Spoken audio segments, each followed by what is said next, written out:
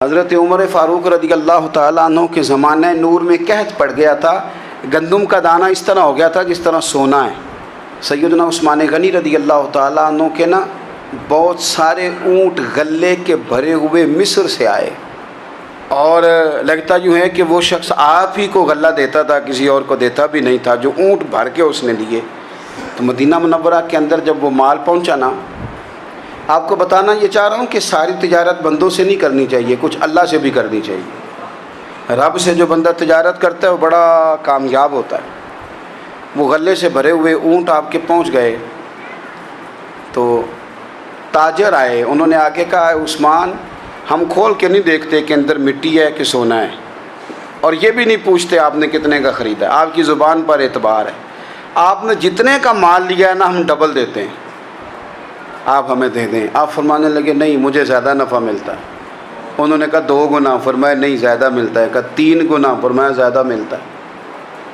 وہ کہنے لگے اس سے زیادہ تو کوئی تاجر ہے ہی نہیں جو زیادہ دے، فرمایا بس مجھے ملتا ہے نا۔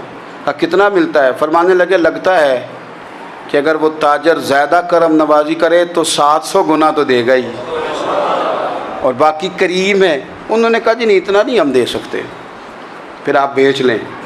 یہ بات ہی سمجھ میں نہیں آتی۔ لوگ چلے گئے تو حضرت عثمان غنی مال اٹھا کے مسجد کے دروازے پہ لے گئے، جا کے کہنے لگے اے عمر اعلان کر دیں جس غریب کو گندم کی ضرورت ہے، آسانی کے دور میں نہیں، دقت کے دور میں، جب لوگوں کو مل نہیں رہی چیز، جس کو ضرورت ہے وہ آئے اور آ کے لے جائے۔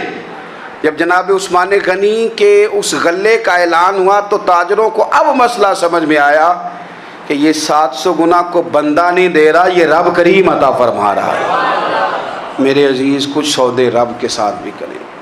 اگر کوئی بڑا ضرورت مند دروازے پہ آ جائے نا تو پھر اپنا نفع نقصان نہیں سوچنا، پھر تو رب کے ساتھ تجارت کرنی ہے۔ ضرورت مند کی ضرورت کا لحاظ کرنا یہ نہ مسلمانوں کے ایک دوسرے کے قریب کرے گا۔